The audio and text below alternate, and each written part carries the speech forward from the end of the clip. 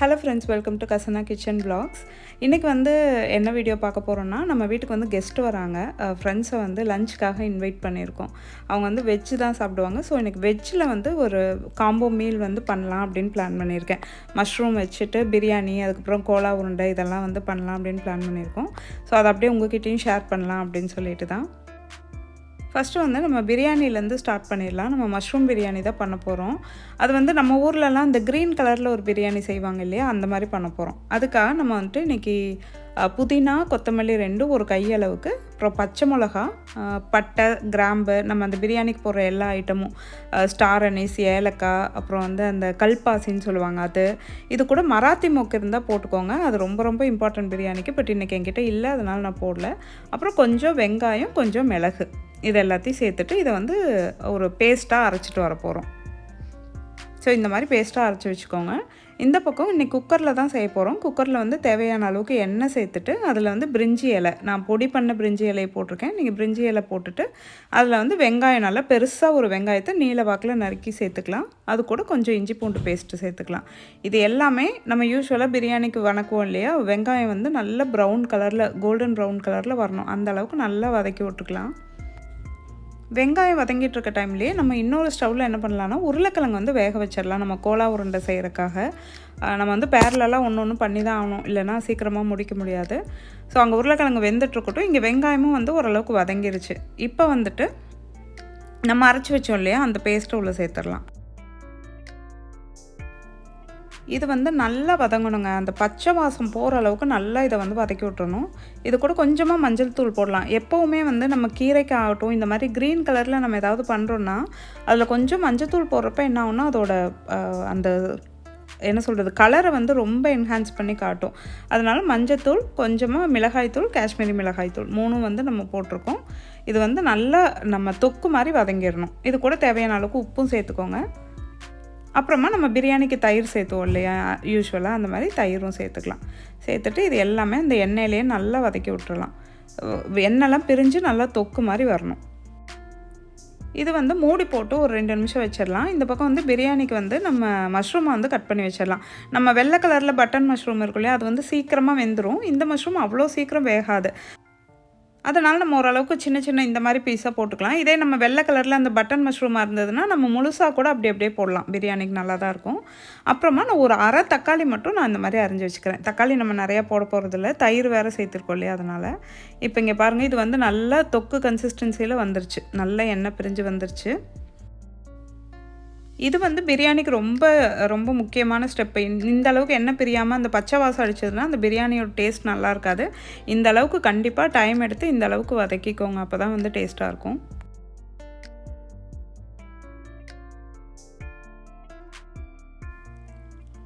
இப்போ வந்து நம்ம தக்காளியும் மஷ்ரூமையும் சேர்த்துடலாம். ஏன்னா தக்காளி வந்து நமக்கு ரொம்ப தொக்கு மாதிரிலாம் இதுக்கு வதங்கணும்னு அவசியம் இல்லை. பிரியாணிக்கு எப்போவுமே தக்காளி வந்து லாஸ்ட்டாக சேர்த்தாவே நல்லா தான் இருக்கும். இதை வந்து ஒரு நிமிஷத்துக்கு நல்லா இது கூட சேர்த்து மசாலாவோடு இது எல்லாமே மிக்ஸ் ஆகிற அளவுக்கு வதக்கி விட்டுக்கோங்க.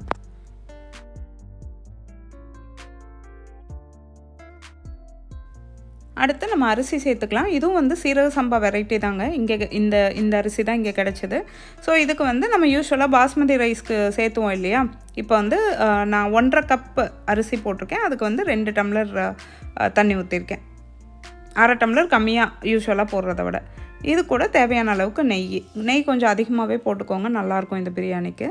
ஸோ நான் 2 டீஸ்பூன் அளவுக்கு நிறையா நெய் சேர்த்துட்டு இது எல்லாத்தையும் மிக்ஸ் பண்ணிவிட்டு உப்பு, காரம் எல்லாமே செக் பண்ணிக்கோங்க.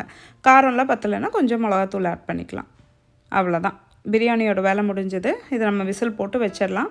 ஒரு விசில் வந்தோன்னா ஆஃப் பண்ணிடுங்க. அடுத்ததாக ஒரு பேனில் நம்ம வந்து இப்போது சூப் செய்ய போகிறோம். இதுவும் மஷ்ரூம் சூப் தான். மஷ்ரூம் வச்சுட்டு க்ரீமியாக ஒயிட் கலரில் ஒரு சூப் பண்ண போகிறோம். அதுக்கு வந்து கொஞ்சமாக பட்டர் சேர்த்துட்டு மஷ்ரூமை வந்து இந்த மாதிரி ரொம்ப சன்னமாக நீளமாக இருக்க மாதிரி அரிஞ்சு வச்சுக்கோங்க. அதை வந்து அந்த மஷ்ரூமில் லைட்டாக வதக்கி விட்டுறலாம். இது வந்து அந்த கேரமலைஸ்டான மாதிரி ஒரு கலரில் வருது இல்லையா, அந்த கலரில் வந்தோடனே முட்டைக்கோஸும் கேரட்டும், நமக்கு உங்களுக்கு வேணும்னா கேரட் போட்டுக்கோங்க, இல்லைன்னா முட்டைக்கோஸ் மட்டும் கூட போதும். முட்டைக்கோஸும் கேரட்டும் இந்த மாதிரி நீளமாக வந்து நறுக்கிட்டு அதையும் உள்ளே சேர்த்துட்டு லைட்டாக ஒரு வாட்டி வதக்கி விட்டுக்கலாம்.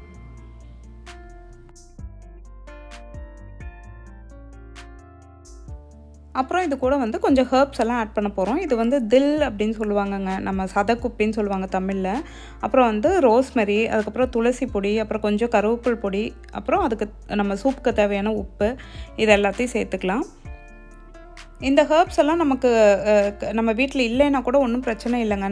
நம்ம ஊரில் வந்து துளசி, கற்பூரவள்ளிலாம் இருக்கும் இல்லையா, அதை வந்து ரொம்ப பொடியாக நறுக்கிட்டு அது கூட சேர்த்துட்டா கூட ஓகே தான். அதுவே நல்ல வாசனையாக தான் இருக்கும். இது கூட 1 டேபிள் ஸ்பூன் அளவுக்கு அரிசி மாவு சேர்த்துக்கலாம். ஏன்னா அந்த சூப்பு வந்து கெட்டியாக இருக்கணும் இல்லையா, நம்ம கார்ன்ஃப்ளவர்லாம் சேர்த்து போகிறதில்ல, அரிசி மாவே போதும். இது கூட நம்ம வந்து ஒரு 1/2 டம்ளர் பாலும் 1/2 டம்ளர் தண்ணியும் சேர்த்துட்டு இதை நல்லா மிக்ஸ் பண்ணி விட்டுறலாம். இது கொதிக்கட்டும். இந்த பக்கம் வந்து நம்ம கோலா உருண்டைக்கு வேக போட்டிருந்தோம் இல்லையா, உருளைக்கிழங்கு வந்து வெந்துருச்சு. இதை எடுத்து ஆற வச்சு உரிச்சிக்கலாம். அதே கோலா உருண்டைக்காக கொஞ்சம் வெஜிடபிள்ஸை லைட்டாக அதை ஹீட் பண்ணால் போதும். அதை மிக்சியில் போட்டு அரைக்கணும். அது ஹீட் ஆகிட்டு இருக்கட்டும். ஸோ இங்கே வந்து சூப் மறுபடியும் ஒரு 2 நிமிஷம் கொதிச்சிருச்சு. ஓரளவுக்கு நல்லா மஷ்ரூம் எல்லாம் வெந்துட்டு நமக்கு தேவையான அந்த கன்சிஸ்டன்சியில், சூப் கன்சிஸ்டன்சியில் வந்துருச்சு. இது கூட இப்போ நம்ம உப்பெல்லாம் சரி பார்த்துட்டு அது கூட நமக்கு தேவையான அளவுக்கு பெப்பர் சேர்த்துட்டு இதை நம்ம வந்து எடுத்து வச்சிடலாம். அவ்வளோதான்.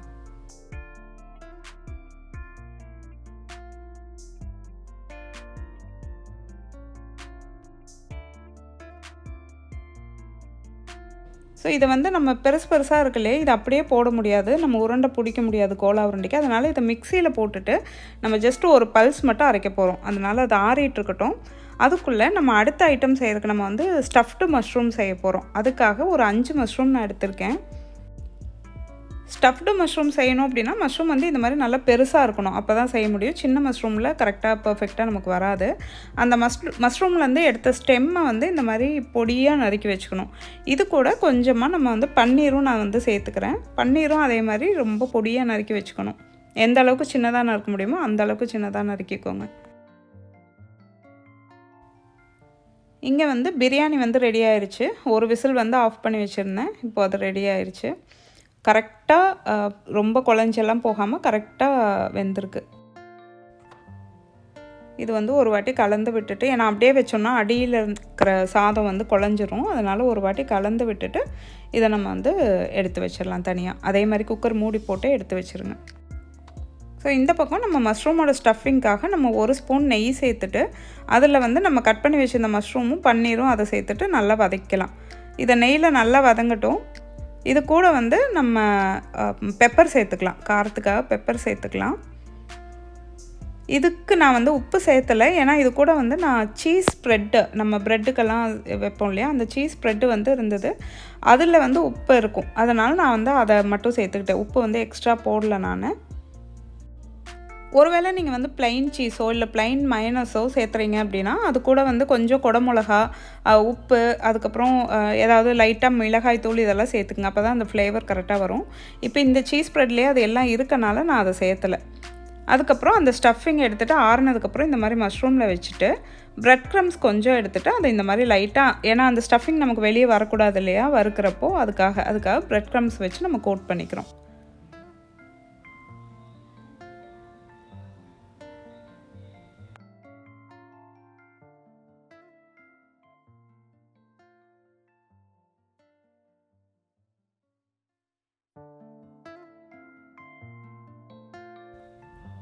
இந்த மாதிரி எல்லாத்தையும் கோட் பண்ணிவிட்டு அதை வந்து ஒரு பேனில் வச்சுட்டு அப்படியே லைட்டாக வறுத்தெடுக்க போகிறோம். இதில் வந்து நான் வந்து பட்டர் ஸ்ப்ரே இருக்குது, அதில் வந்து பூண்டும் வந்து மிக்ஸ் ஆகிருக்கனால அது கொஞ்சம் டேஸ்ட்டாக இருக்கும், வாசனையாக இருக்குங்கிறக்காக அந்த பட்டர் ஸ்ப்ரேயை வந்து நான் இங்கே யூஸ் பண்ணிக்கிட்டேன். நீங்கள் மேலே எண்ணெய் கூட சேர்த்துக்கலாம். இல்லைனா நம்ம இந்த பாத்திரத்தில் அதை வைக்கிறப்பயே வந்து நீங்கள் கொஞ்சம் கீழே பட்டர் சேர்த்துட்டு நம்ம வச்சுக்கலாம்.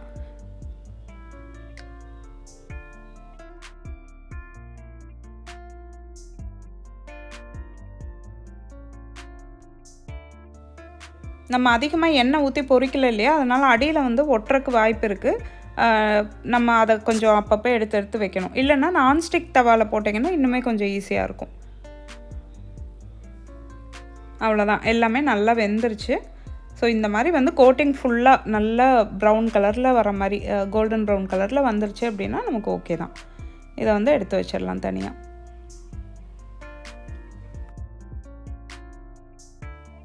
இந்த பக்கம் நம்ம கோலா உருண்டைக்காக லைட்டாக வதக்கி வச்சுருந்தோம் இல்லையா, அந்த வெஜிடபிள்ஸ் எல்லாம் லைட்டாக ஒரே ஒரு பல்ஸ் மட்டும் வச்சுட்டு இந்த மாதிரி அரைச்சிட்டு வந்துட்டு உருளைக்கிழங்கோடு சேர்த்துக்கலாம்.